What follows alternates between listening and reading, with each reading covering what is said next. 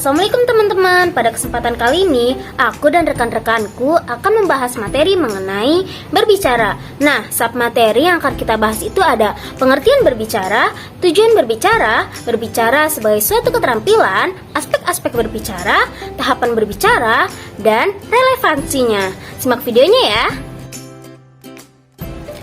Nah, pengertian berbicara. Berbicara merupakan kemampuan mengucapkan bunyi atau mengartikulasikan kata untuk mengungkapkan pikiran, ide, dan perasaan. Hal ini sejalan dengan pernyataan Agung pada tahun 2008 yang mengartikan bahwa berbicara merupakan kegiatan kehidupan manusia normal yang sangat penting. Karena dengan berbicara, kita dapat berkomunikasi dengan manusia, mengemukakan pendapat, menyampaikan gagasan dan pesan, mengekspresikan perasaan dalam semua kondisi emosional. Dengan kata lain, berbicara dapat menjadi sarana komunikasi untuk menyatakan diri sebagai anggota masyarakat. Nah, selanjutnya ada tujuan berbicara. Yang pertama, menghibur. Dalam berbicara menghibur, pembicara berusaha membuat pendengarnya senang, gembira, dan bersukaria. Contoh jenis berbicara ini antara lain lawakan dan guyonan. Yang kedua yaitu menginformasikan. Dalam berbicara menginformasikan, pembicara berusaha berbicara jelas, sistematis, dan tepat isi agar informasi benar-benar terjaga keakuratannya. Tujuan yang ketiga yaitu menstimulasi. Dalam berbicara menstimulasi, pembicara berusaha membangkitkan semangat pendengarnya sehingga pendengar lebih bersemangat dalam hal apapun. Contohnya nasihat dan pepatah. Tujuan yang keempat, meyakinkan. Berbicara meyakinkan sesuai dengan namanya, bertujuan meyakinkan pendengarnya. Melalui keterampilannya, pembicara berusaha mengubah sikap pendengarnya dari tidak setuju menjadi setuju, dari tidak simpati menjadi simpati, dari tidak mau membantu menjadi mau membantu. Lalu tujuan yang terakhir yaitu menggerakkan. Dalam hal ini, pembicara dapat menggerakkan massa ke arah yang diinginkannya.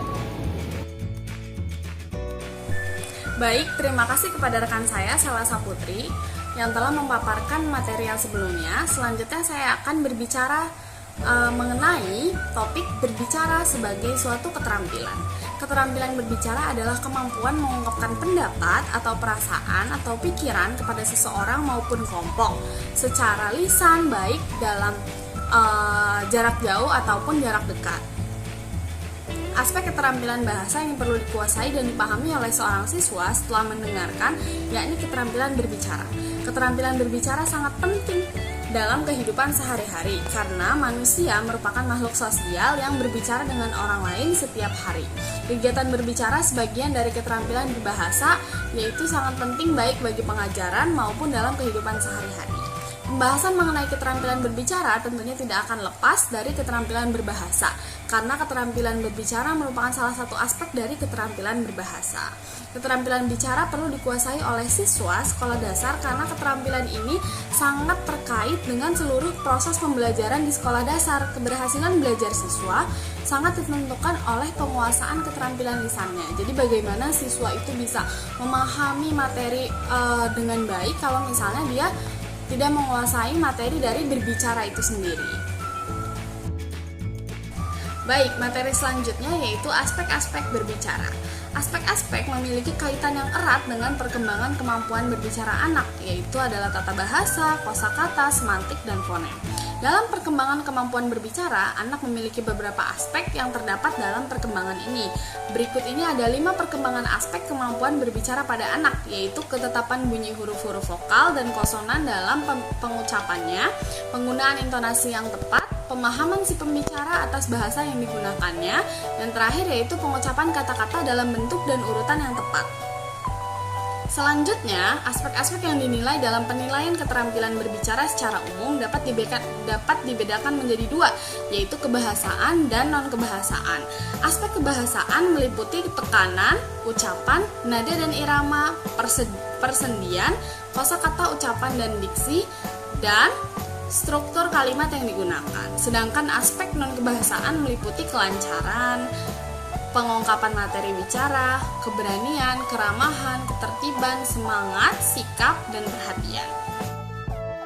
Pertama, kita akan masuk ke tahapan berbicara. Nah, secara formal, kegiatan berbicara mempunyai tahapan-tahapan tertentu, dari mulai persiapan sampai dengan pada pelaksanaan.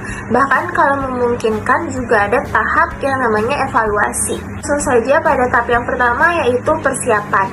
Pada tahap persiapan ini ada beberapa hal yang dapat dilakukan oleh seorang pembicara, yaitu penentuan topik, penentuan tujuan, pengumpulan referensi, penyusunan kerangka, dan berlatih. Yang pertama kita bahas penentuan topik dulu, nanti akan kita bahas satu-satu.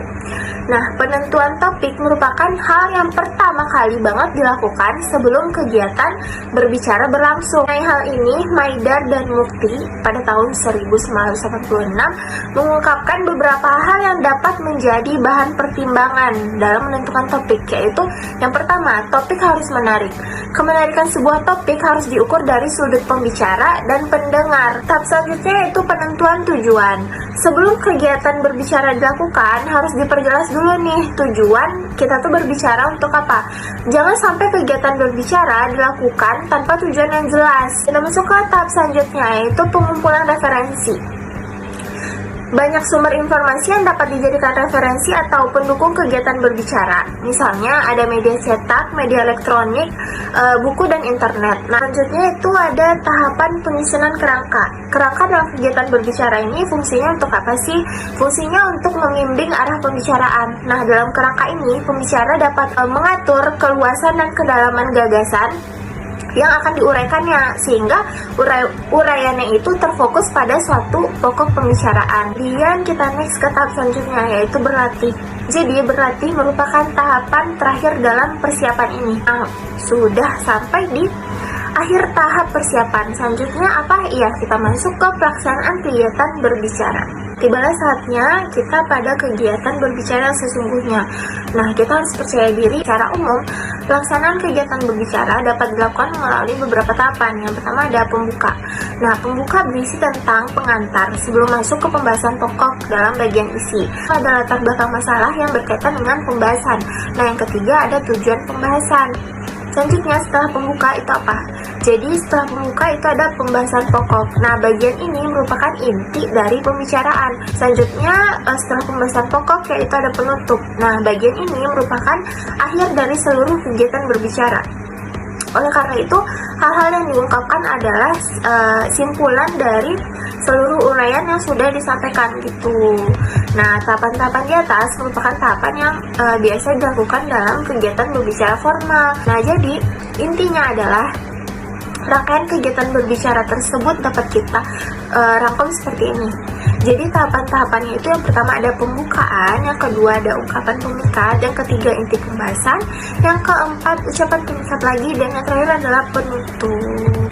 Sudah ada persiapan, sudah ada kegiatan. Nah, selanjutnya adalah evaluasi. Jadi ada kalanya evaluasi itu perlu dilakukan untuk mendapatkan masukan tentang kegiatan berbicara yang telah dilakukan oleh seorang pembicara.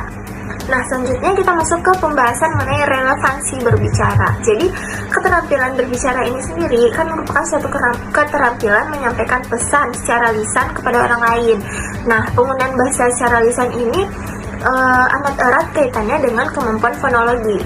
Jadi, apa aja sih hubungan dan relevansi kegiatan berbicara ini? Jadi ada tiga ya, terbagi tiga. Yang pertama adalah hubungan antara berbicara dan menyimak. Yang kedua, hubungan antara berbicara dan membaca. Dan yang ketiga, hubungan antara ekspresi lisan dan ekspresi tulis. Jadi ada beberapa proyek penelitian membuktikan bahwa ada hubungan yang erat nih antara perkembangan kecakapan berbahasa lisan dan kesiapan membaca. Jadi ajaran menyimak, membaca, dan menulis itu harus saling berhubungan serta berkaitan erat dengan keterampilan berbahasa yang selanjutnya itu membaca juga. Jadi segala usaha yang dilakukan untuk meningkatkan salah satu segi tersebut jelas otomatis akan berpengaruh kepada ketiga segi lainnya. Ada satu istilah yang mengatakan bahwa learning is an integrated thing, artinya bahwa belajar adalah hal yang terpadu. Jadi dapat disimpulkan bahwa relevansi antara keempat keterampilan tersebut,